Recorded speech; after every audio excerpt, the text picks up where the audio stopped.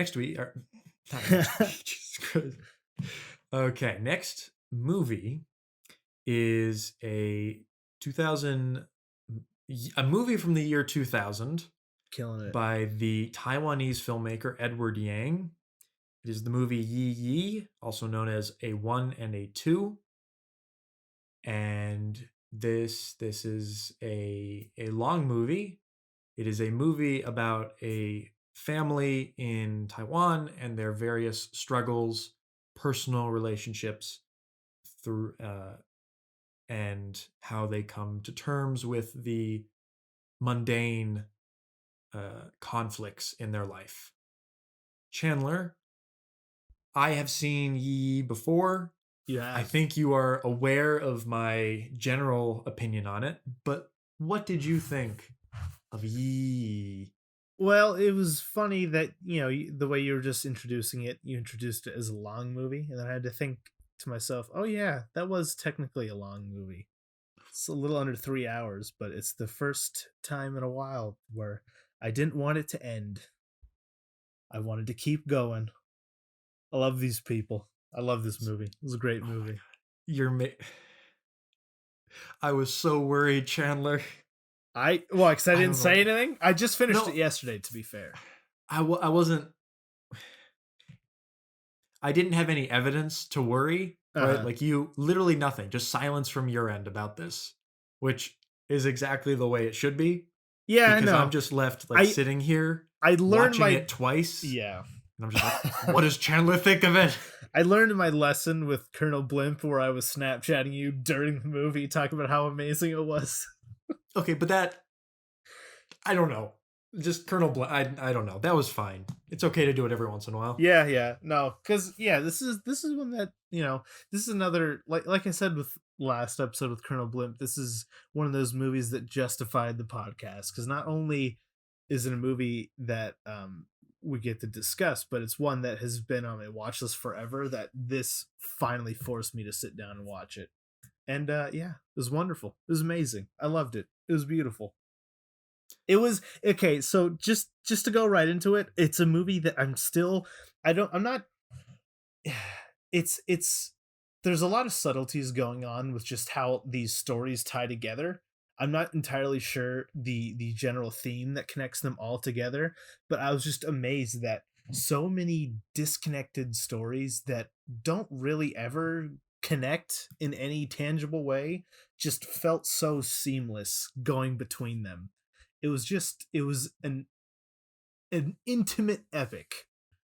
It was just a lot of two people sitting in rooms, professing to each other, having little secret meetings, living secret lives in very amazingly shot sequences.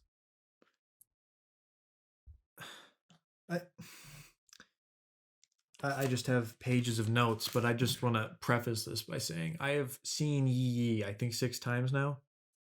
And I watched it twice in preparation for this podcast episode. And first time I just watched it. The second time I watched it with the audio commentary, which features the director, Edward Yang. Like the special features on Roma, I have to thoroughly recommend the Criterion edition, which features the commentary. That commentary is one of the best commentaries I've ever heard. Edward Yang is just a wonderful human being. He is fun to listen to and explain his ideas on the film. And it's with a critic. I can't remember which critic it was. And the critic kind of acts as a interviewer, but also as someone to talk about it in a different perspective. The reason, so I'm going to get just right into why I put these two movies together. And I frame my thoughts on Yi in that it is a family epic of sorts. It is. Yeah.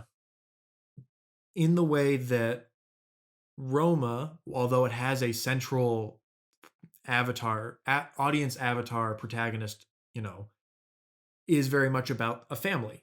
Tells the story of a family unit.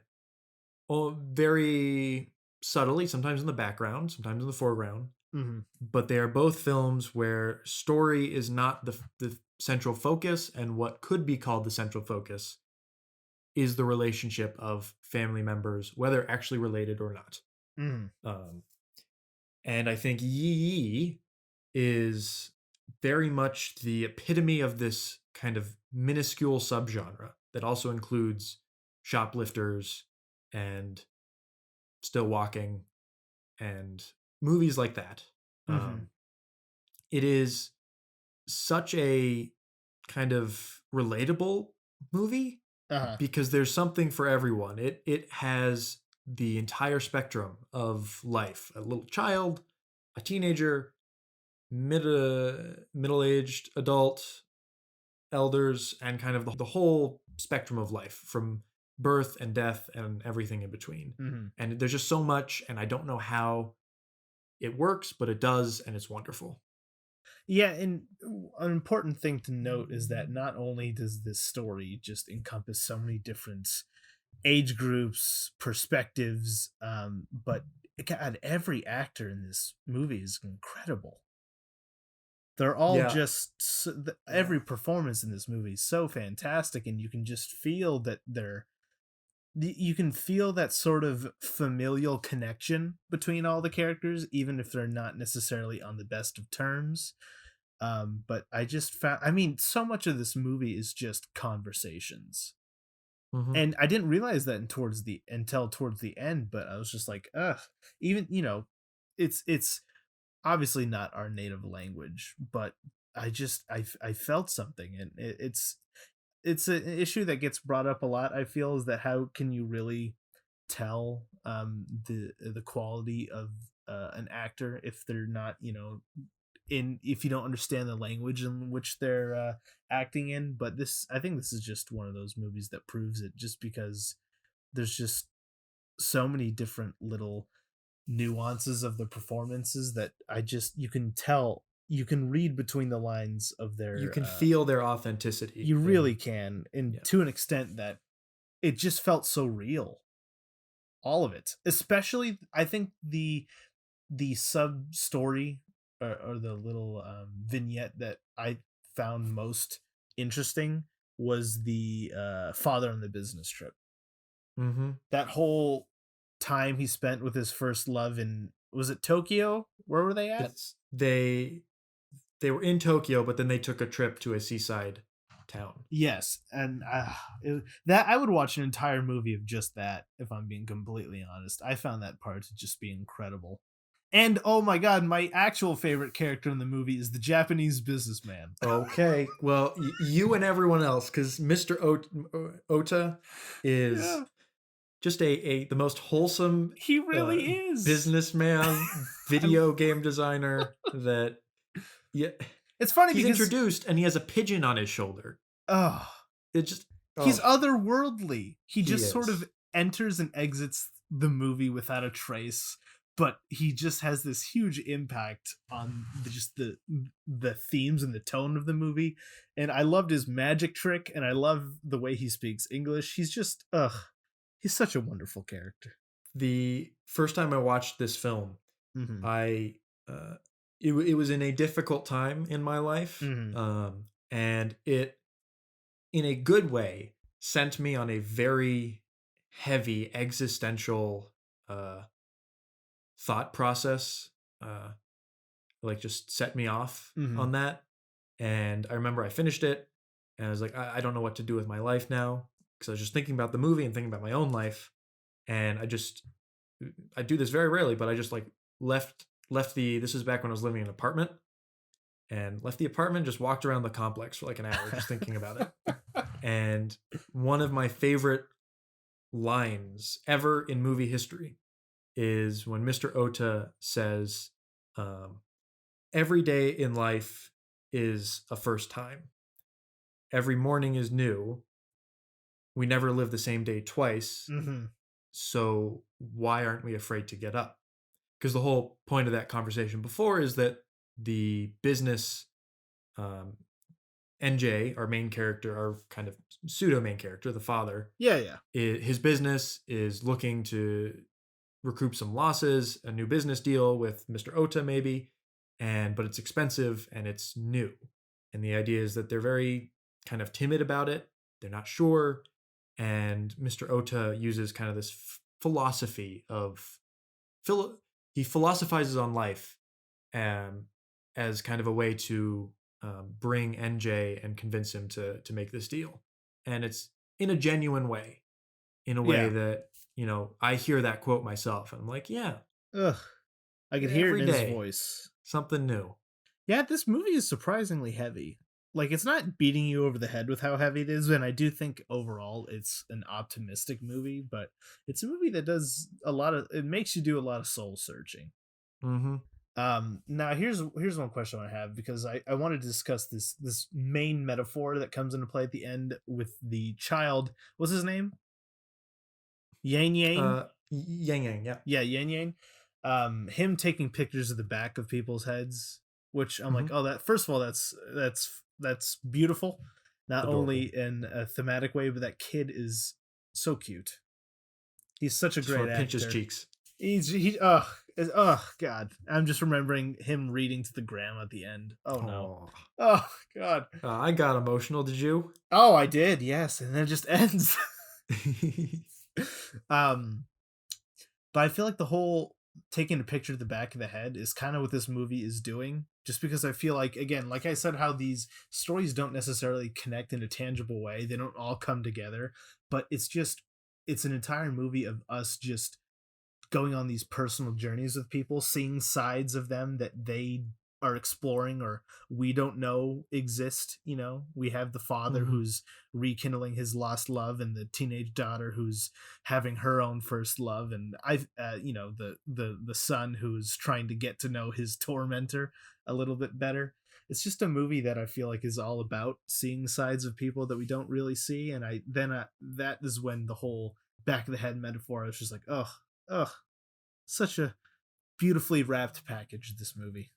Ugh. Well, I to further that, I don't know if you noticed the visual motif of shooting through windows and seeing Yes, lots of both reflections. reflections and the backs, and looking one way and seeing what's behind the camera as Yeah. well, Ugh. which is just great shots, by the way, but also ties into that overarching metaphor of the film. And I think it's interesting that one of the ways I like to compare Roma and Yi Yi is Yeah. that Roma feels very much like a incredibly subjective portrayal of a family and a snapshot in time, Hmm. and Yi Yi feels like an incredibly objective snapshot of the life of a family, Hmm. where they also both have very similar visual styles, where the camera is often farther back, doesn't not a lot of close-ups, but in particular with Yi Yi, the camera is almost always often far away from a character, Oh and yeah. often it's just stuck in a part in the house, clamped down, and you the frame of the house is around the characters, and whether they're in the frame or if they're not in the frame doesn't matter. You're Uh-huh. just letting it breathe and letting the objectivity of the moment, and not letting the editing or the visuals comment on the experiences of these characters. Yeah, it's a very stripped down approach. Um uh it's just one of the most beautiful movies I've seen that just really doesn't go above and beyond. It's not showy.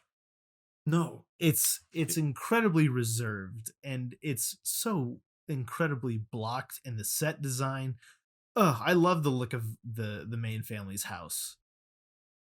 it Um, feels lived in. it It's feels very not, lived in. but One of the one of the little details that I noticed towards the end, I think it was when the oh god, I want to say it's right after the daughter comes home from the police station, is that it's just a still image of the living room with the front door on the right side, and you could just see the kitchen table in the back with the four chairs.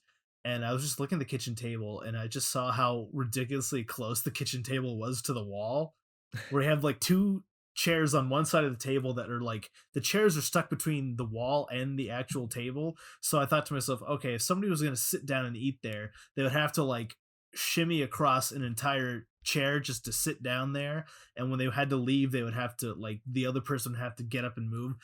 And I don't know why that just felt like such a small minuscule detail that I'm like, okay, this is obviously a family that's trying to maximize their living space, so they put their table a little uncomfortably close to the wall. And I don't know why that detail jumped out at me, but it just added to the overall homey vibe of the entire room and just how lived in and authentic it felt. I spent a lot of time just looking at the rooms.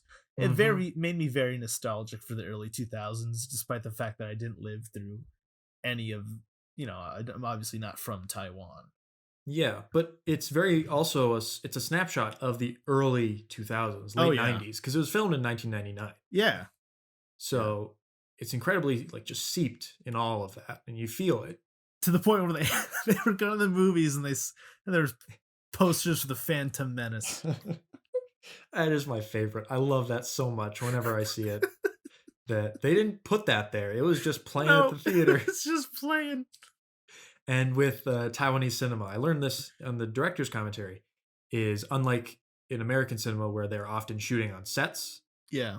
the way that it's just cheaper to film on location. So almost I think every single thing is filmed on location. Mhm. Some of the stepbrother, not the stepbrother, Brother-in-law. the brother-in-law. That's Yeah, the yeah. word I was looking for. The brother-in-law's Fatty. No, apartment. Fatty's the other kid. Okay, Yeah, continue. the brother-in-law's apartment. Yeah. That's just an apartment. Yeah. They didn't even do that much set design in that one. They just showed up and filmed, which is wonderful. Yeah, Simple. this is what it blows my mind because I'm like, this is so deep, borderline spiritual, and he just makes it look so effortless. The sets aren't super complicated, the blocking isn't super complicated, the shots aren't super complicated, but it all just comes together so beautifully. Ugh. Um, I this is one of those movies I literally didn't look at the runtime. I didn't oh, want good. to. And when it ended, just ends there. I'm like, that's it?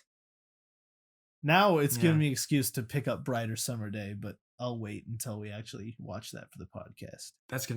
that'll be a real journey for the both of us. I'm excited. Have you seen it? You've seen it, right? I I started it and I never finished it. Not for Wow. not like a it's not a opening night scenario. It's more it was I just long and I think yeah. something came up Did you and I watch just this all in one sitting? yes. Okay, because Not the second time, but the first time, yes. I had to watch this in two, so I was very clear to make it halfway, Mhm. halfway mark, hour and a Well, the half. halfway mark is the birth and the baby shower. So Yeah, begins with a yeah. wedding, middle baby shower, and at the end it's a funeral. Mhm, Very very simple. mhm. Um, one of my favorite performances, very scenes. So some of the scenes and shots in the film, Uh-huh. and by shots I mean scenes, because some of the scenes are just one shot. Yeah, yeah. Um, some of them were one takes, like the actor did it, and the director was like, "Great, let's move on." Mhm. And ironically, some of them are like the most critically, like emotionally impactful scenes. They did it on the first take? Just one take. Yeah, yeah. Wow. When NJ talks with the grandma for the first and only time, that was a one take. When I think Sherry breaks down in the hotel room with NJ about she thought he was gonna leave, Yes. that was a one Oh, take for no. her. And but the one that I found, at least on this most recent viewing, very personally impactful because it reminded me of my mom and my grandma, is um, when the NJ's wife, I forgot her name, um, she breaks down in the beginning She of the film, yeah. and I felt that that was the most kind Oh, it of real and was. kind of raw performance of the film that Yeah. didn't even it was very emotional but didn't veer towards melodrama in any way. Mhm. um and I felt it was one of the most incredibly realistic portrayals of just someone breaking down because simply because she's looking at her life and Mhm. like, what do I do every day? just because she was trying to talk to her grandma in a coma, or her mother in a coma, Yeah. and just the actress and the way she's crying and everything, and also NJ, who just is clueless and doesn't know how to react to this emotional outburst. Mhm. It felt like very rarely do I feel such emotional authenticity from a movie, Yeah. and that was just a perfect encapsulation for me of just Yeah, a see, little drama. it was just that moment in particular that I'm like, I it led me to believe that we're gonna see more of the mother in this movie, because I found her conflict to be especially compelling, and I'm a little sad we didn't get to see more of it, but I like the way that she returns. Yeah. Um, I literally have one issue with this movie, and it's not even an issue. Okay. When the teenage daughter is um asking for forgiveness of the grandma after she just got broken up with by Fatty. Mm-hmm. She's in there, she's crying. The sounds she makes are disgusting. She's like swallowing, she's doing a lot of, and I was just watching it with, high volume, just going, "Oh, stop, please." Ugh. I had another moment like that, which ironically was when NJ was talking with the grandma. Yeah. Great performance. It's still a great performance, but I just tuned into the fact that NJ was blinking very rapidly and constantly, and I was just like, "Stop! I can't pay attention to anything else now." Yeah, it's just a big pet peeve of mine when I can hear every sound your tongue is making, but it's still great. Oh, stop, please. Now here's one question I had. The last scene with the grandmother. Uh, for a while I thought that was literal. It was a dream, correct? It is meant it it leans heavily towards dream, but it's ambiguous. Because the pedal that she has led me to She believe that still has it. yeah. So, but here's my, I'm just gonna give you my reading of it. All right. Mhm. I think it was a dream, but I think that the daughter saw it as a sort of spiritual visit from her grandmother. Just she saw it as a sign that her grandmother had forgiven her. Yeah. Because It's I a felt wonderful tender moment it in is, the it film. really is. And it was it and the fact that the grandma doesn't speak at all leads me to believe that it might be a dream, but oh god. And the fact that she Well, the just, grandma never speaks in the entire film. oh yeah, she doesn't, does she? No. Oh, I just realized that. Okay. Yeah, it was just I do think it's a dream, but I do think that the significance of the dream was so the daughter felt forgiven. Yeah. Because she didn't feel Yeah. especially broken up after the grandmother died, because I felt like she got her peace with her grandmother. And yeah. Mhm. Well, I can pinpoint for you the exact moment when I fell in love with Yi and I knew it was a good movie. Did Uh-huh. you know No, what it is was it? all the way back in the beginning. It Uh was it's the most random moment. I don't know, what was it? Actually, it's not. It's the beginning titles. It's that music. It's the The music is great and I thought I'd hear and more then of it. like the the jilted lover of Oh the yeah. brother-in-law. She's yelling, and then it cuts to the title, and then the music, and then the opening titles are with the grandma, and she's just kind of sitting in the back of a taxi and just looking peacefully at the screen. And I'm like, oh, I love this. Let Yeah, me just ride with the grandma. that was strange because I was very intimidated by this movie, 3-hour Chinese movie. Hmm. I heard nothing about, and for some reason I got the impression that it was going to be a lot more of a somber movie, a lot heavier.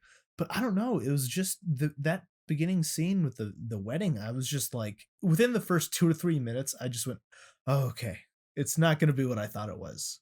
It's going to be a little more lighthearted, and I gotta say, this was a thoroughly entertaining movie from beginning to end. Well, good. I'm glad you enjoyed it. It's Very glad. I might even like it more than Colonel Blimp. I gotta Mm, wait I though. do. I love Colonel Uh, Blimp. oh, they're both really great. So Yi Yi is so I have my top 30 of all time list, Yeah. right? Yi Yi is like 30 or 31. It's Mhm. one of a couple that kind of bounce in and out every It's once in a while. I did take a look at your list the other day. I think you saw because commented on it. Yeah. I Uh, responded to your comment. I did don't you really? subscribe Oh, I to it. didn't see it. Okay. Well, I was happy to see that Spirited Away felt like 20 places. Yeah, well, I had a very snarky reaction to that, but Oh, now I gotta look it up. Uh, yeah, does this deserve to be on the BFI list? yes. Yes. Now here's my only reservation. Mhm. I do believe that I subscribe to the belief that it should be one movie per director. So for now, I'm gonna say yes, it belongs on here, but I do reserve the right to take it off if I find Brighter Summer Day to be even better. I do not subscribe to this. I don't like these arbitrary cutoffs. Um, but hey, you know, you like Yee, so that's my victory. I love ye. Good, good, good, good.